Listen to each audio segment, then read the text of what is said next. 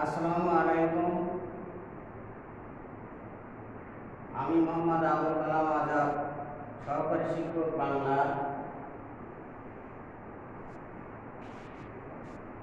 Cookie বহুমুখী উচ্চ বিদ্যালয় ও কলেজ, শাহজাদপুর, সিরাজগঞ্জ। নবম শ্রেণীর শিক্ষার্থী বন্ধুরা, অনলাইন ক্লাসের জন্য স্বাগতম। আজ আমাদের নবম শ্রেণীর বাংলা দ্বিতীয় পত্র অধ্যায় দ্বিতীয় সপ্তম পরিচ্ছেদ। আমাদের আজ আলোচ্য বিষয় পাঠটি হল উপসর্গ। এই উপসর্গ কাকে বলে, উপসর্গ চিনিবার উপায়, জানিবার উপায়, এই সম্পর্কে আমি আজ ক্লাস নেব। শিক্ষার্থী বন্ধুরা, তোমরা মনোযোগ সহকারে খাতা কলম নিয়ে তোমাদের আসনে বসে থাকো, মনোযোগ সহকারে। কারণ আমি যে কথাগুলো বলবো এখান থেকে বহু নির্বাচনী প্রশ্ন হবে। আমরা যদি মনোযোগ সহকারে সেটা শুনি বা শ্রবণ করি, খাতায় লিখে রাখি, তাহলে পরবর্তীতে যে বাড়িতে যে এগুলো একটু দেখলে আমাদের আরও এই সম্পর্কে সম্মুখ ধারণা আসবে। পরবর্তীতে আমরা পরীক্ষার হলে বহু নির্বাচনের প্রশ্ন উত্তর তাদের সক্ষমতা অর্জন করতে পারব।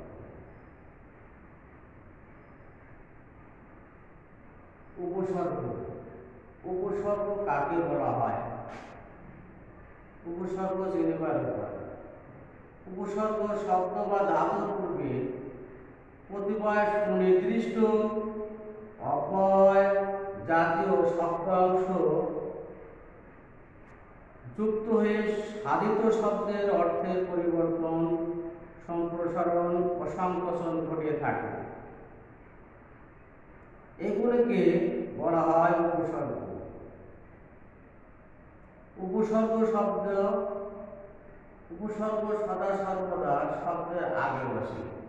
শিক্ষার্থী বন্ধুরা, আমরা এর মধ্যে থেকে বেশ কিছু প্রশ্ন করতে পারব এবং বেশ কিছু প্রশ্নের উত্তর দ্বারা সক্ষমতা অর্জন করতে পারব। উপসর্গটি কোথায় বসে, এই প্রশ্নের উত্তর দ্বারা সক্ষমতা অর্জন করতে পারব। উপসর্গ কাকে বলা হয়, এ সম্পর্কে আমাদের ধারণা অর্জন হবে। উপসর্গ বাংলা ভাষায় 3 প্রকার রয়েছে। একটি হচ্ছে বাংলা উপসর্গ, যেটা হলো 21টি। আরেকটি হলো তৎসম উপসর্গ, সেটা হলো 20টি। আমি লিখে দেই, তোমরা খাতায় তুলে নেবে। উপসর্গ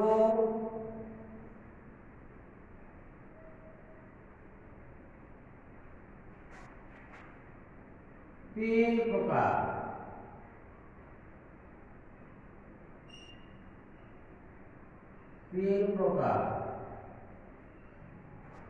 প্রথমত ক বাংলা,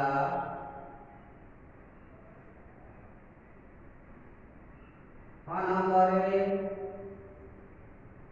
তৎসম। এই তৎসম শব্দের অর্থ কিন্তু শিক্ষার্থী বন্ধুরা,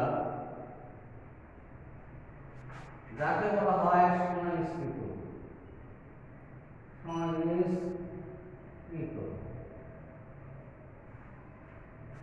এরপরে আর একটা রয়েছে, সেটা হলো গ নম্বরে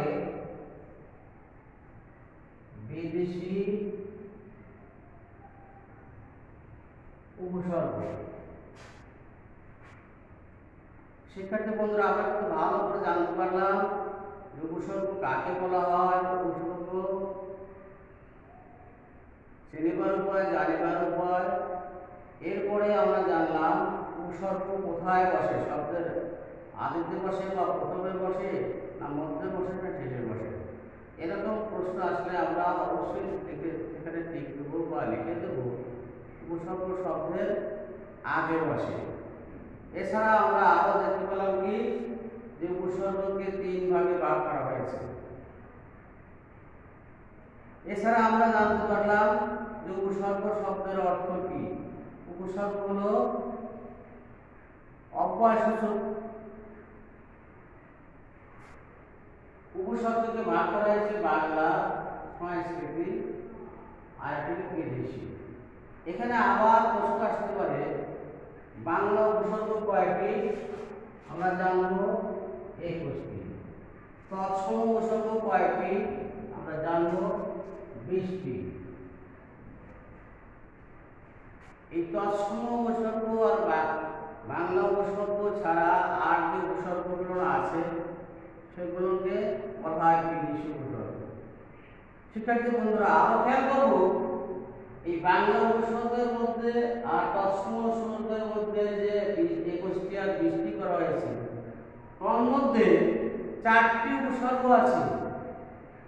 এই 4টি উপসর্গ আমরা খাঁটি বাংলার মধ্যে পাবো, আবার তৎসমের মধ্যে পাবো।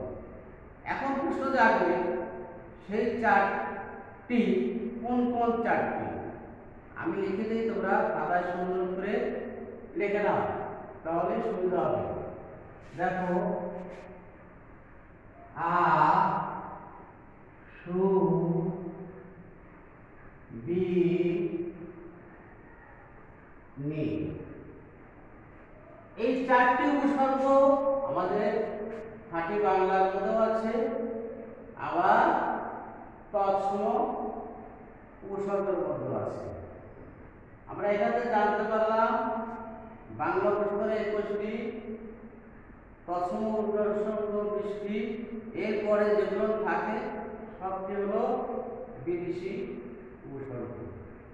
আরো জানতে পারলাম যে আশুবিনি এই 4টি উপসর্গ কিন্তু আমাদের থাকে বাংলার মধ্যে থাকে, তৎসম উপসর্গের মধ্যে থাকে। এখন আমরা বোর্ডের দিকে সুন্দর করে খেয়াল করি। দেখো, এই উপসর্গগুলো আমাদের কোন কোন কাজে লাগে, কোথায় কোথায় পরিবর্তন আসে। আমি 1 নম্বরে দিয়েছি নতুন অর্থবোধক শব্দ তৈরি করে। নতুন অর্থবোধক শব্দ তৈরি করে, যেমন আমরা দিয়েছি জয়, পূর্বে যদি লাগিয়ে দেই পড়া। এই পড়ার নিজস্ব কোনো এই উপসর্গ কোনো নিজস্ব কোনো অর্থ নেই। এরা শব্দের বা ধাতুর আদিতে বা প্রথমে বসে নতুন শব্দের অর্থ, নতুন শব্দ তৈরি করে। শব্দের অর্থের পরিপূর্ণতা সঠিক হয়, শব্দের অর্থের সম্প্রসারণ ঘটে। কিভাবে ঘটে আমরা দেখেছিলাম যে পরাজয়। এখানে আমরা দেখতে পেলাম যে এটাকে জয় একটা শব্দ, এটাকে সম্প্রসারণ করা হলো, অর্থাৎ জয়ের বিপরীতার্থ শব্দ। শব্দের অর্থের পূর্ণতা সঠিক হয়। একটা শব্দ পূর্ণতা নাই, কিন্তু এই অব্যয়সূচক উপসর্গ সামনে বসে শব্দের পূর্ণতা সঠিক হয়। 3 নম্বরে শব্দের অর্থের সম্প্রসারণ হয়। আমি কিন্তু দেখিয়ে দিলাম, শুধু এটাই না, আরো আছে। 4 নম্বরে শব্দের সংকোচন ঘটে। এই যে শব্দের সংকোচন ঘটে, শিক্ষার্থী বন্ধুরা, এই জায়গায় আমাদের একটু বুঝতে কষ্ট হতে পারে। আমি সুন্দরভাবে তোমাদেরকে ধারণা দিলে সেই কষ্টটা দূর করতে হবে। যেমন শব্দের অর্থে সংকোচন ঘটে, আমি ব্ল্যাকবোর্ডে লিখে দিয়েছি। এই কাজ একটি শব্দ বা কাজ একটি ধাতু। এর পূর্বে যদি কু উপসর্গ লাগিয়ে দেই, দেখবি শব্দের সংকোচন ঘটায়, অর্থাৎ শব্দের সংকোচন ঘটায়। আমি আরো সুন্দর করে বলে দেব, কাজ অ উপসর্গ লাগিয়ে দিলাম অকাশ, অর্থাৎ এটা বিন্দনীয় জিনিস। আর এই বিন্দনীয় জিনিসটা যখনই আসবে তখনই আমরা ধরে নেব যে এই উপসর্গের দ্বারা শব্দের অর্থের সংকোচন ঘটেছে। এরপরে আছে শব্দের সংকোচন শেষ হওয়ার পর শব্দের অর্থের পরিবর্তন ঘটে। শব্দের অর্থের পরিবর্তন ঘটে কিভাবে আমি লিখে দেই, যেমন আমরা লিখে দিতে পারি রাম, এর সামনে যদি আমরা একটা উপসর্গ লাগিয়ে দেই এরকম ভাবে অগা, দেখবে এটা হয়ে যাবে অগারাম, অগারাম।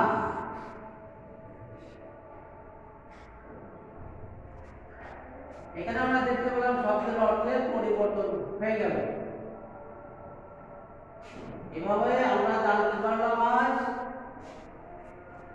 বাংলা দ্বিতীয় পত্রের অধ্যায় দ্বিতীয় সপ্তম পরিচ্ছেদে উপসর্গ। এই উপসর্গ সম্পর্কে আমরা জানতে পারলাম যে উপসর্গ হলো সুনির্দিষ্ট কতিপয় অব্যয়জাতীয় শব্দাংশ।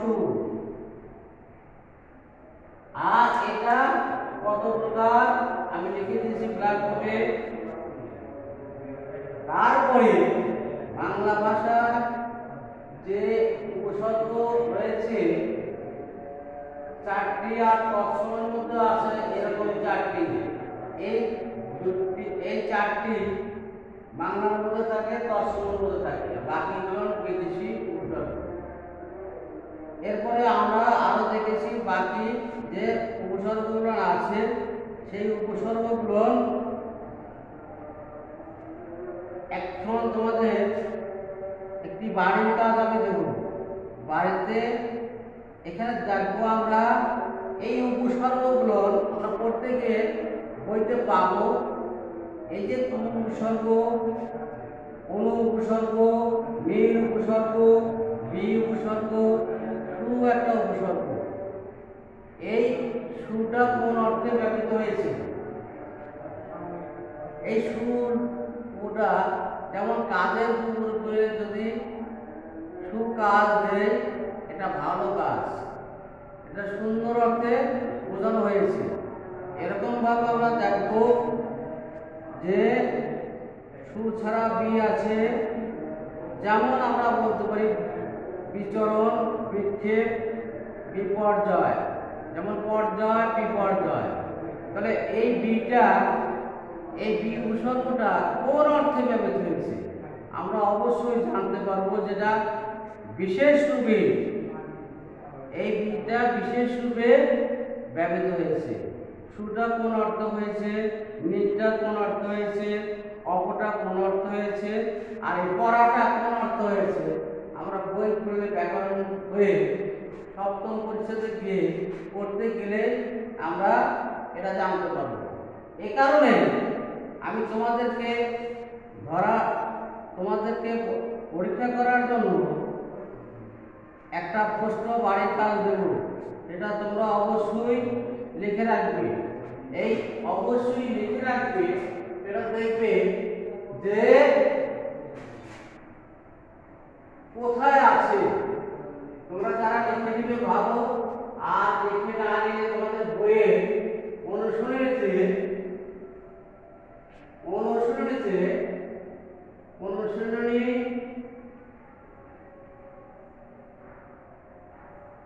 দেখবে 1 নম্বর প্রশ্ন সেখানে আছে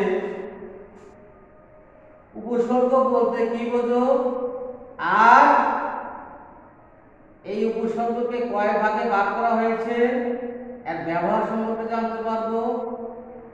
এখান থেকে যদি আমরা বা আমি তোমাদেরকে বলি 5টি উপসর্গ নাম লিখো, তোমরা লিখতে পারবে। তাহলে 1 নম্বর অনুশীলনে 1 নম্বর প্রশ্ন আর হলো 2 নম্বর প্রশ্ন।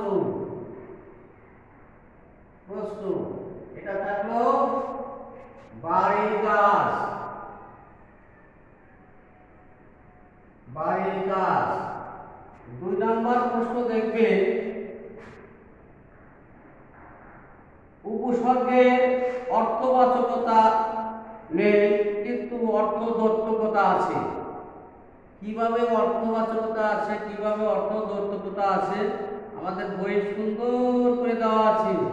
আমরা সেটা সুন্দর করে দেখে আসবো এবং আমি যখনই প্রশ্ন করব তোমরা নিশ্চয়ই সেই প্রশ্নের উত্তরগুলো দিতে পারবে।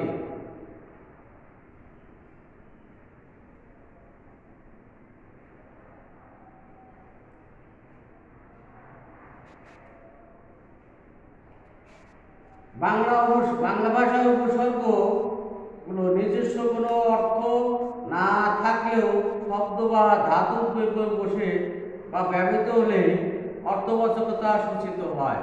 দেখলে এখন কিভাবে উপসর্গগুলোর অর্থবাচকতা আছে কিন্তু অর্থযুক্ত। এটা আমরা সুন্দর করে বাড়িতে দেখে আসবো। পরবর্তী ক্লাসের জন্য তোমাদেরকে ধন্যবাদ এবং পরবর্তী ক্লাসে তোমরা এগুলো ধারণা নিশ্চয়ই নিয়ে আসবে।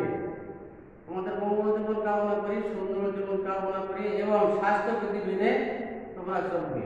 ধন্যবাদ।